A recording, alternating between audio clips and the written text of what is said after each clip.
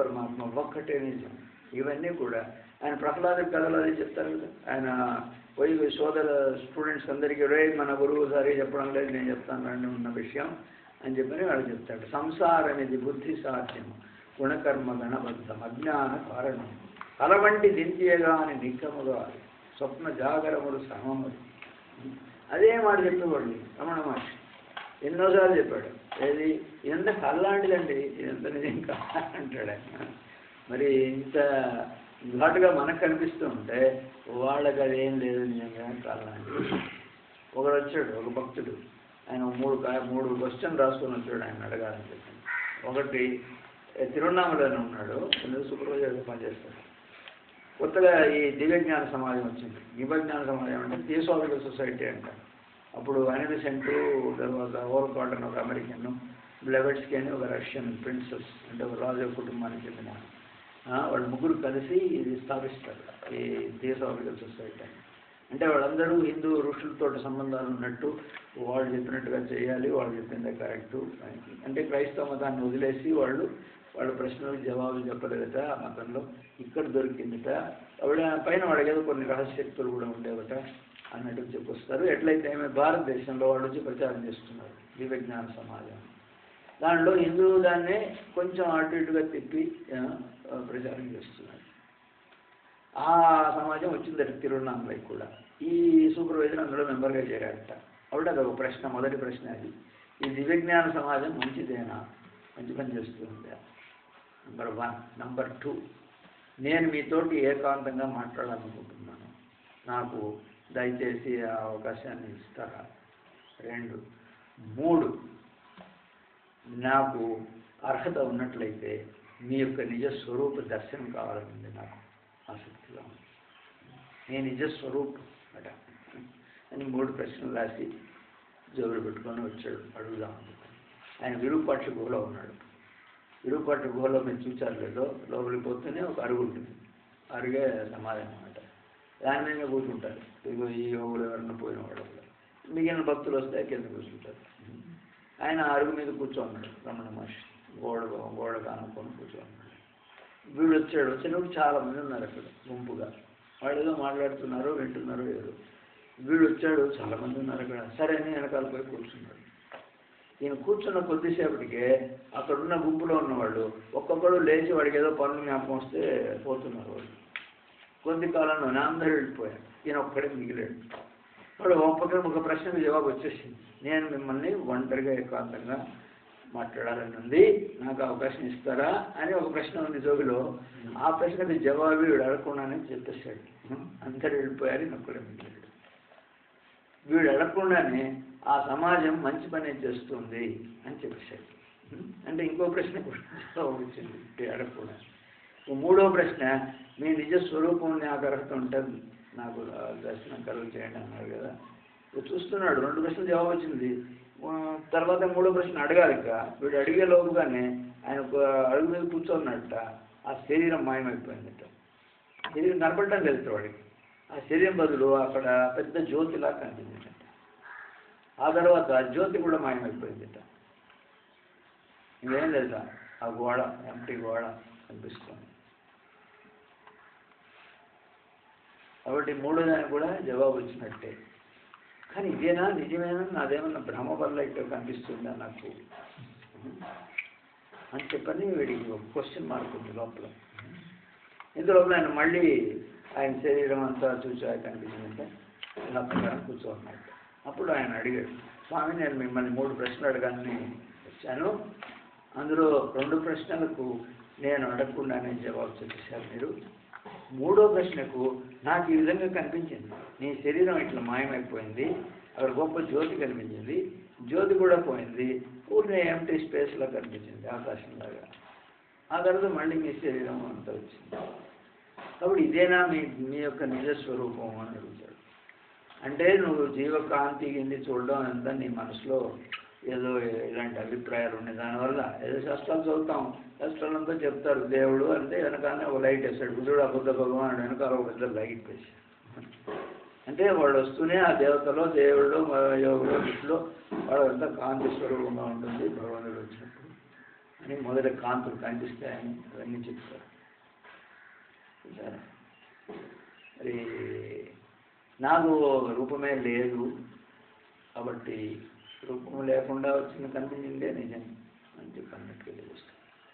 అంటే శరీరం కనిపిస్తుంది మనకు అందరిలాగానే, కానీ నేను శరీరం కాదు అనే విషయంలో వాళ్ళకి ఏమీ అనుమానం లేదు. అప్పుడు ఎప్పుడు అనుకుంటే అప్పుడు ఆ విధంగా ఇప్పుడు ప్రభులింగ స్వామికి ఆ స్థితిలో ఉన్నాడు, ఆయన జ్ఞానం. అప్పుడు ఈ హఠయోగికి ఆ విషయాన్ని ఆయన ప్రాక్టికల్గా నిరూపిస్తాడు. సరే, ఎందుకు వచ్చింది కూడా అంతా హఠయోగం. హఠయోగంలో ఈ ప్రాణశక్తి సంగతి చెప్తారు, కానీ దీనికి వేరే ఒక ప్రక్రియ కూడా ఉన్నది అని చెప్తారు. ప్రాణాయామాలు చేయడం అంటే గురువు కావాలి తప్పకుండా. హఠయోగం మొదటినే చెప్తారు, గురువు లేకుండా ఇందులో ప్రక్రియలు ఏం చేయొద్దు. గురువులు అంటే ఎవరు? ఊరినే బోర్డు పెట్టుకుని గురువు కాదు, ఆ ప్రక్రియల్లో క్షుణ్ణంగా చేసి దాంట్లో ఈ నిర్వికల్ప సమాధి లాంటి స్థితిలో వేసి సాధించిన వాడు అనమాట. అలాంటి వాడు ఆయనకు అన్నీ తెలుసు కాబట్టి వీడు ఏదైనా పొరపాటు చేసినా కరెక్ట్ చేయగలడు, చెప్పగలడు. కానీ ఒక్కొక్కటి సంవత్సరాల కొద్ది ప్రాక్టీస్ చేయాలి, మిగిలిన వ్యవహారాన్ని పక్కన పెట్టేసేయాలి. ఇది అది అంటాం అని చెప్పాను. పైన వీళ్ళ సంగతి అంతా తెలుస్తుంది ఆ గురువులకు.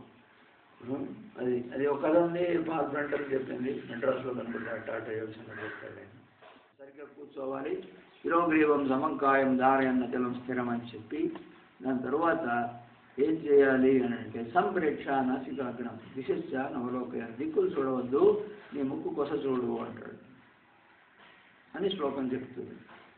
కానీ ముక్కు కొస అంటే ఏది? ముక్కు ఇక్కడ ఉంది, ఇది కొసనా అది కొసనా అని ఇక్కడ సమస్య. మరి కొంతమంది వ్యాఖ్యాతలు ఇదంతా ఇలా రాశారు, ఇదే ముక్కు కొస అని. ఇప్పుడు పరమశివగానంద, శంకరాచార్య, రామానుజాచార్య అందరూ పెద్ద పెద్ద వాళ్ళందరూ వ్యాఖ్యలు రాశారు భగవద్గీత మీద. ఈ శ్లోకం వచ్చేటప్పటికి దాంట్లో దీని సంగతి ఏదో చెప్పాలి కదా వాళ్ళకు అర్థమైనట్టుగా. వాళ్ళు కొంతమంది ఇదే ముక్కు కోసాన్ని, కొంతమంది కాదు ఇదే. ఈ పార్టీ వాళ్ళు ఏమంటారంటే ఆయన ఇదైతే భ్రూమధ్యం అని చెప్పి ఉండేవాడు కదా. ఎందుకంటే ఇంకొక సందర్భంలో ఆయన భ్రూల మధ్య మనసు ఇక్కడ పెట్టాలా అని చెప్పి వర్ణిస్తాడు 8వ అధ్యాయంలో. కాబట్టి ఆయనకు తెలుసు, కృష్ణ పరమాత్మకు ఇది భ్రూమధ్యము అనే పదం తెలుసు ఆయన. కాబట్టి ఆయన అక్కడే పెట్టాల్సి ఉంటే ఆ మాట ఉపయోగించి ఉండేవాడు. ఆ మాట ఉపయోగించలేదు, ఆయన నాసికాగ్రం అంటున్నాడు, వేరే పదం ఉపయోగిస్తున్నాడు. కాబట్టి మనం ఈ విధంగానే అర్థం చేసుకోవాలి అని ఈ పార్టీ. ఆ పార్టీ వాడు ఏమైనా ఇలా చూస్తే నీకు మెల్లకన్ను వచ్చినట్టు అవుతుంది, మెల్లకన్ను రావాలని భగవంతుడు కోరడం లేదు అని ఇగతాడిగా చెప్పొస్తాడు వాడు. ఏది ఈ పార్టీ వాడు. అప్పుడు భ్రూమధ్యంలోనే పెట్టాలి, అక్కడే జీవాత్మ అది చెప్తాడు. ఈ 2 పార్టీలు ఉండగా 3వ పార్టీ ఆయన మహారాష్ట్రలో జ్ఞానేశ్వరుని గొప్ప సిద్ధ పురుషుడు ఉండేవాడు. ఆయన కూడా భగవద్గీత మీద 14 ఏళ్ళలో 12 ఏళ్ళ వయసులోనే రాస్తాడు. జ్ఞానేశ్వరి అని దాని పేరు, చాలా ప్రఖ్యాతి. ఇది వ్యాఖ్య మరాఠీలో రాస్తాడు. అక్కడ ఉన్న ఆ కాలంలో ఉండే పండితులంతా అబ్జెక్ట్ చేసేట, ఎవడండి దేవభాష ఇది, భగవంతుడు దేవభాషలో మాట్లాడితే నువ్వు వచ్చి మామూలు పామరుల భాషలో రాస్తావే, వ్యాఖ్య తప్పు కదా, అపచారం కదా. నేను వాళ్ళ కోసం రాశాను భగవద్గీత, వాళ్ళ కోసం రాస్తే వాళ్ళ భాషలో రాయక దేవనాగరి భాషలో రాస్తే ఏం లాభం, కాబట్టి వాళ్ళ కోసం రాశాను అని సమర్థించుకుంటాడు. సరే, ఎలాగైతేనేమి ఆయన జ్ఞానేశ్వరి, ఆయన సిద్ధపురుషుడు, అంటే సిద్ధులు ఉన్నాయి ఆయనకు, జ్ఞాని. దాంట్లో వ్యాఖ్య రాసేటప్పుడు పైన నాదు సాంప్రదాయం అయితే ఆయన ఈ హఠయోగ సాంప్రదాయంలోనే వచ్చాడు, కానీ జ్ఞాని సిద్ధులు ఉన్నవాడు. ఆ కథ పెద్ద కథ, అది కూడా ఇంకోసారి సాయంత్రం పూట మాట్లాడదాం. మరి ఆయన వ్యాఖ్యలో ఈ శ్వాస శిరో సంప్రేక్ష నాసికాగ్రం అంటే ముక్కు కాదండి ఆయన మాట్లాడేది, ముక్కే ఉంది ద్వారబంధనం లాంటిది, లోపల నడుస్తూ ఉండే శ్వాస, అది ముఖ్యం, దాని సంగతి మాట్లాడుతున్నాడు కృష్ణ భగవానుడు. కాబట్టి సంప్రేక్ష నాసికాగ్రం అంటే ఈ శ్వాస ఇక్కడ వస్తుంది దాన్ని చూడాలి, అదే ఆయన చెప్పిన అర్థం అని ఆయన రాస్తున్నాడు. చాలా పెద్ద వ్యాఖ్య రాశాడు ఆ శ్లోకానికి. సరే, ఎలాగైతేనే 3 రకాలైనటువంటి వ్యాఖ్యలు ఉన్నాయి. ఇప్పుడు మనం ఏం చేయాలి? అందరూ పెద్దవాళ్ళే, గొప్పవాళ్ళు, వాళ్ళేం కాదనేదానికి లేదు, తోసివేసేదానికి లేదు వాళ్ళ మాటలు. బుద్ధ భగవానుడు కూడా ఆయన కూడా యోగే కదా, మన హిందువే, హిందూ రాజుకే పుట్టాడు, హిందూ గురువుల దగ్గరనే నేర్చుకున్నాడు శాస్త్రాలన్నీ కూడా. మరి ఆయన కూడా ఇంత అభ్యాసాలు చేశాడు, తన శిష్యులు చెప్తున్నాడు. ఆయన పాలి భాషలో రాశాడు వ్యవహారం అంతా, ఎందుకంటే ఆ కాలంలో మామూలు మాటలు మాట్లాడేవాడు పాలి భాష. పాళీ భాష అంటే కొంచెం సంస్కృతమే అది, కానీ కొంచెం మారుకుంటుంది అన్నమాట. ఇప్పుడు తెలుగులాగా, తెలుగులో ఉండే 60% సంస్కృత మాటలే, కాబట్టి మనకు భగవద్గీత సులభంగానే అర్థమవుతుంది కొంతవరకు. ఏమంటే అందులో ఉండే సంస్కృత మాటలు మన తెలుగులో కూడా వస్తూ ఉంటాయి కాబట్టి. ఇప్పుడు ఆ పాళీ భాష అలాంటి, అందులో అనాపాన అంటే ఈ శాసనం చూడటం అంట, ఆయన కనుక్కున్నాడు అన్నట్టు చెప్తారు ఆయన శిష్యులు అంతా కూడా. కానీ ఆయన కన్నా ముందు కొన్ని వేల సంవత్సరాల క్రితమే ఈ కృష్ణ భగవానుడు ఆ విధంగా చెప్పాడని జ్ఞానేశ్వరుడు లాంటి వాళ్ళ రైట్లో రాసి ఉన్నారు. ఇప్పుడు రమణ మహర్షి గారు కూడా ఇదే చెప్పేవారు. 11, 12 మీకు ఇస్తాను, తర్వాత సాయంత్రం ఇస్తాను, ఉపదేశసారం అని పుస్తకం ఉంది, అందులో 11, 12 సూత్రంలో చెప్తాడు. వలబడ్డ పక్షిలాగా దొరుకుతుంది ఏది? మనస్సు. మనస్సుకు ప్రాణానికి సంబంధం, ఒకే శక్తి రెండుగా చీలిపోయింది, ఒకటి మనస్సు, ఒకటేమో ప్రాణశక్తి. దీన్ని పట్టుకుంటే అది దొరుకుతుంది, దాన్ని పట్టుకుంటే ఇది దొరుకుతుంది. కాబట్టి ప్రాణశక్తిని నువ్వు నియంత్రణ చేస్తే మనసు కూడా నియంత్రణ అయిపోతుంది, మనసు నియంత్రణ చేస్తే ప్రాణశక్తి కూడా నియంత్రణ అవుతుంది అంటారు. మనసు నిలిపామంటే శ్వాస నిలిచిపోతుంది, శ్వాస నిలిపితే మనసు కూడా నిలుస్తుంది అంటారు. కాబట్టి రెండు విధాల ప్రయత్నం చేస్తాం అని చెప్పేవాళ్ళు కొంతమంది ఉంటారు. కాబట్టి ఇది సహాయం చేస్తుంది, ఇది మెకానికల్ యాంత్రికమైనటువంటి ప్రక్రియ. ఇది శ్వాస రావడం పోవడం జరిగిపోతూ ఉంటుంది, వద్దన్నా కద్దన్నా. మనసు అట్లాగా చాలా తెలివైన వ్యవహారం, అందులో చాలా వ్యవహారాలు ఉన్నాయి, అవన్నీ రేపు మాట్లాడతాం. కాబట్టి ఇప్పుడు ఈ ప్రాణశక్తిని నియంత్రణ చేసేదానికి సులభమైన పద్ధతి ఇది అంటాడు. ఏమిటది? ఆ పోతా వస్తూ ఉండే శ్వాసను చూస్తూ ఉండదు, ఇంకేదైనా అక్కర్లేదు, ఊరినే శ్వాసను గమనించు. క్రమేణాను నిజంగా గమనిస్తే దాన్ని మాత్రమే గమనిస్తే ఏకాగ్రతగా క్రమేణా తగ్గిపోతుంది, శ్వాస తగ్గిపోయి ఆగిపోతుంది. ఇది ఆగిపోయేటప్పటికి వలబడ్డ పక్షిలాగా దొరుకుతుందిట మనసు అని ఉదాహరణ చెప్తాను. దీన్ని ప్రాణ ప్రత్యవిష్ణ అని పేరు పెట్టాము మేము. ఇక్కడ ఈ ఆత్మపరిశోధన నియమంలో ఈ రమణ మహర్షి పార్టీ కాబట్టి మేము ఆయన పద్ధతే ఉపయోగిస్తాం. ఇక్కడ ప్రాణాయామాలు చెప్పడం ఉంటుంది ఇది ఈ యొక్క క్లాసుల్లో. ప్రాణాయామాలు మంచి కాదని కానీ అది తక్కువ అని కానీ చెప్పడం లేదు, చాలా ఉపయోగం మంచిదే. కానీ దానికి ప్రత్యేకంగా గురువు ఉండాలి, శ్రద్ధ ఉండాలి, దానికి కొన్ని కండిషన్స్ ఉన్నాయి, అవన్నీ మీరు సాటిస్ఫై చేసి చక్కగా చేస్తేనే ఫలితాలు చక్కగా ఉంటాయి. లేకపోతే విపరీత ఫలితాలు వచ్చి మీకు ఏదైనా వ్యాధులు అంటే రావచ్చు, మనసే చెడిపోయి పిచ్చి పట్టవచ్చు, అలాంటివి జరిగి ఉన్నాయి అని చెప్తారు. ఇప్పుడు దానికి మేము ఒక చార్ట్ లాగా తయారు చేస్తాం, ప్రాణ ప్రత్యవిషయం చార్ట్ అంటాం. ఇందులో అనేక గడులు ఉన్నాయి, పైన సంఖ్యలు ఉంటాయి, 3, 4, 5. ఈ 3, 4, 5 అంతా కూడా గంటలు. మనం 3 గంటలు వేస్తాము, 4 గంటలు, 5 గంటలు అట్లా. ప్రతి గంటకు ఇది చూడాలి, చూసి ఇక్కడ రికార్డ్ చేయాలన్నమాట. ప్రతి గంట కింద సు చా అనే 2 గదులు ఉంటాయి, ఒకటి సు ఒకటి చా. మళ్ళీ 4 దగ్గర సు చా, మళ్ళీ 5 దగ్గర సు చా. సు అంటే సూర్యనాడి, చా అంటే చంద్రనాడి. నీ ముక్కుకు 2 రంధ్రాలు ఉన్నాయి. 2 రంధ్రాలు శ్వాస నడుస్తుందా? ఒకే రంధ్రం నడుస్తుందా? అది ఒక రంధ్రంలో పోయి ఇంకొక రంధ్రం కూడా వస్తుందా? ఒక దాంట్లోనే పొత్తు, ఒక దాంట్లో వస్తుందా? ఒక దాంట్లో పోయి ఇంకో దాంట్లో వస్తుందా? ఇటు పోయి వస్తుందా? కింద ఎట్లా వస్తుంది? దీంట్లోనే వస్తుందా, పక్క దాంట్లో వస్తుందా? ఎట్లా పోతుందో అట్టే వస్తుంది,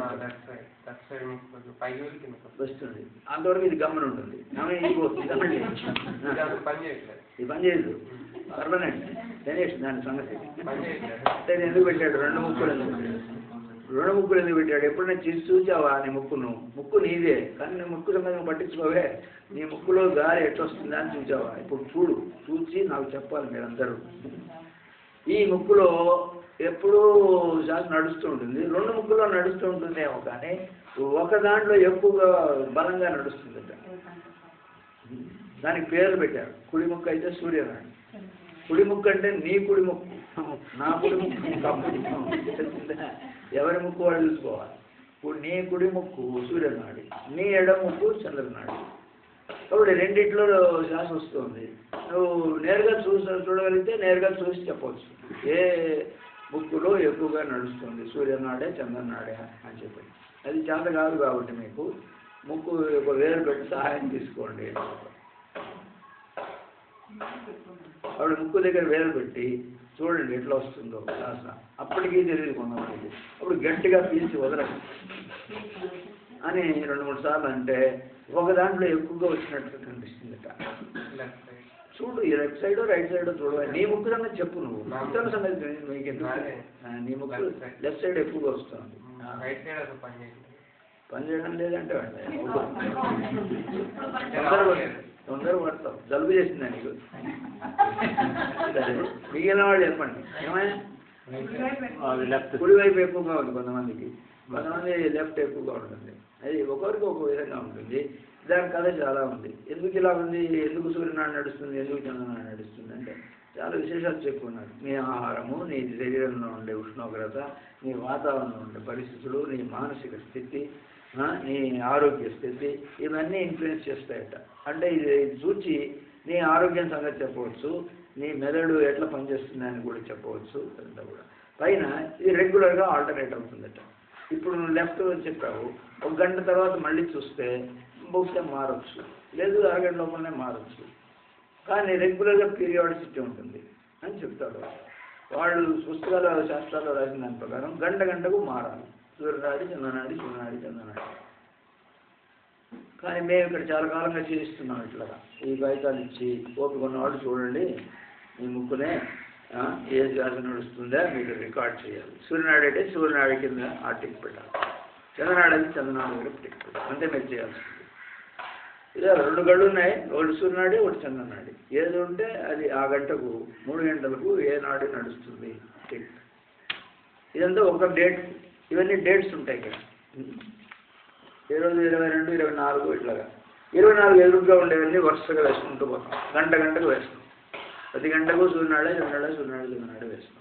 వేస్తే రోజంతా అయిన తర్వాత తెలుస్తుంది మనకి, రోజంతా సూర్యనాడే నడిచిందా చంద్రనాడే నడిచిందా, వాడు చెప్పినట్టుగా మారుతూ ఉందా లేదా అనే విషయం. ఇక రెండోది, ఈ శ్వాసల నంబర్ మారుతుంటుంది కదా, శ్వాస సంఖ్య లెక్క పెట్టవచ్చు. సంఖ్య ఎట్లాగా లెక్క పెట్టలేదు బాబు, అది వస్తూ పోతూ దాని ఇష్టం వస్తూ ఉంది పోతుందంటే నువ్వు జాగ్రత్తగా చూస్తూ ఉన్నట్లయితే 1 నిమిషానికి ఎన్నిసార్లు పోతుందా కనుక్కోవచ్చట. దానికోసం ఇక్కడ మేము ఏం చేస్తామంటే, నేను టైం చెప్తాను, నువ్వు ముక్కు చూడు అని చెప్తాను. ముక్కు చూసి లెక్క పెడుతూ ఉండాలి శ్వాస. ఒక శ్వాస అంటే ఒకసారి పీల్చుకొని ఒకసారి వదిలితే ఒక శ్వాస. ఇన్హేలింగ్ ఎక్సేలింగ్, పూరకం రేచకం 2 కలిపి ఒక శ్వాస. అప్పుడు ఇప్పుడు ఏది లెక్క పెట్టాలా, ఏదో ఒకటి లెక్క పెడితే నీకు శ్వాస సంఖ్య తెలుస్తుంది. ఏదో ఒకటి ఏది పట్టుకుంటాం, లోపలికి పోయేటప్పుడు సులభమా, బయటకు వచ్చేటప్పుడు సులభమా అంటే బయటకు వచ్చేటప్పుడు తెలుస్తుంది నీకు వెంటనే. ఆ వేడి తగ్గుతుంది, ఎక్కువగా తక్కువ, నువ్వు చెప్తున్నావా సూర్యనాడు చంద్రనాడు అని చెప్పాను. కాబట్టి వచ్చేటప్పుడు లెక్క పెట్టండి చాలు, అవన్నీ సంఖ్య వేయాలి. అక్కడ ఎంతసేపు లెక్క పెట్టమంటావు మళ్ళీ ఇంకో ప్రశ్న. ఆ ఎంతసేపు అనేది నేను చెప్తాను, లెక్క పెట్టుకునే పని నువ్వు తీసుకో అని డివిజన్ ఆఫ్ లేబర్ పెట్టుకొని ఆ విధంగా ఈ రికార్డుని చూస్తాను. ఇప్పుడు 5 నిమిషాలకు ఒకసారి నేను చెప్తాను, టైం నేను చెప్తాను. కాబట్టి వాళ్ళు లెక్క పెడుతూ ఉంటాను, నేను చెప్తాను, డమరుకు చెప్తుంది 5 నిమిషాలు అవుతున్నాయి, అయ్యా 5 నిమిషాలు అయిందని. ఈ 5 నిమిషాలకు ఎన్ని లెక్క పెట్టావో అక్కడ వెయ్యాలి, దాన్ని డివైడెడ్ బై 5 వెయ్యాలి. అంటే 5 నిమిషాలు 50 లెక్క పెట్టాను అనుకోండి. ఈ 5 నిమిషాల్లో 50 శాస్త్రం చేస్తాను. నువ్వు 50 వేసి దాని కింద గీత, దాని కింద 5 వేయాలి. రెండో గదిలో 2 గదులు ఉన్నాయి, ఒకటేమో టిక్కు పెట్టేసావు, ఆ రెండో గది ఖాళీగా ఉంది కదా ఆ గంట కింద, దాంట్లో ఆ బంచి నంబర్ వేసి దాన్ని 5 చేత భాగిస్తే నిమిషానికి ఎంతో తెలుస్తాయి. 50/5 ఎంత వస్తుంది? 10. నిమిషానికి 10 శ్వాసలు అని లెక్క. కాబట్టి ఇప్పుడు ఇది లెక్క పెట్టాలంటే నీ మనసు అంతా అక్కడే ఉండాలి కదా, నీ ముక్కు మీదనే ఉండాలి, శ్వాస మీదనే ఉండాలి. నీ మనసు అటు ఇటు పచాలు చేస్తే ఇక్కడ లెక్క గోవిందా. కాబట్టి ఈ లెక్క పెడుతుండవా అని చెప్పి నేను ఈ టైం మారుస్తూ ఉంటాను మెల్లిమెల్లిగా, మీకు తెలియకుండానే. 5 నిమిషాలని లెక్క పెడతాను మొదటినే, కానీ తర్వాత 10 నిమిషాల దాకా నేను చెప్పను. 10 నిమిషాలు మీరేమో ఓపిక లెక్క పెడుతుంటాను. లెక్క పెట్టిన తర్వాత అయ్యా 10 నిమిషాలు అయిందని మళ్ళీ చెప్తాను. ఇప్పుడు ఎంత అయింది? 100 ఎన్నో లెక్క పెట్టుంటారు, 100/10 మళ్ళీ నిమిషానికి 10, లేదు 150 అయితే 150/10 15 నిమిషానికి. అలా ఒక్కొక్కరికి ఒక్కో రకంగా వస్తుంది, అందరికీ ఒకే రకంగా రాదు. కాబట్టి ఎవరి సంఖ్య వాళ్ళే దీంట్లో రికార్డ్ చేయాలి. అది మారుతూ ఉంటుంది. ఆ మారడం కూడా నువ్వు జాగ్రత్తగా చూసేదాన్ని బట్టి ఉంటుంది. ఇప్పుడు ఏమవుతుంది, నువ్వు 10 నిమిషాలు దాన్ని చూస్తూ ఉండాలి లెక్క సంఖ్య వేయాలంటే. కానీ అలాగే ఉంటుందా అంటే కొంతమందికి ఉంటుంది 10 నిమిషాలు, కొంతమందికి 15 నిమిషాల దాకా కూడా ఉంటుంది. ఇంకో వాళ్ళకే 20 నిమిషాలు వచ్చేటప్పటికి ఆ మనసు వినదు. నాకేం పర్లేదా ఈ ముక్కు లెక్క పెట్టినా, నాకు చాలా పనులు ఉన్నాయి, ఎక్కడికి పోతుంది, ఇంటికో బజారుకో ఎక్కడికపోతుంది. అది పోయినప్పటికి ఇక్కడ లెక్కపోతుంది. బాబోయే లెక్క అంటే స్వామి అంటారు వీళ్ళు. ఆవిడే క్రమేణా ఇంక్రీజ్ చేస్తాం. ఒక రోజులో 5 దగ్గర ఆపేస్తాము, మరుసటి రోజు 12 లేదు 11, 13 అలాగా మెల్లిగా వాళ్ళకి తెలియకుండానే ఎక్కువ చేస్తూ పోతాను. ఎప్పటికి అరగంట చేయాలి, 30 లెక్క పెట్టేదాకా ఓపిక లెక్క పెడతాను, ఏది గందరగోళం లేకుండా.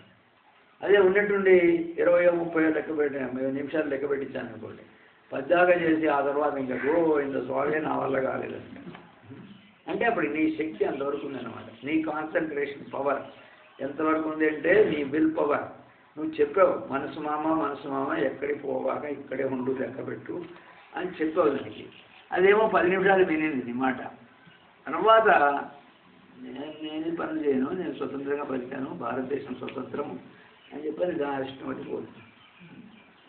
అలా పోకుండా ఉండేదానికి క్రమేణా దాన్ని 10 నుంచి 11, 12 అంటే పర్వాలేదు 1, 2 కదా అని ఉంటుంది అని అనుకుంటున్నాం.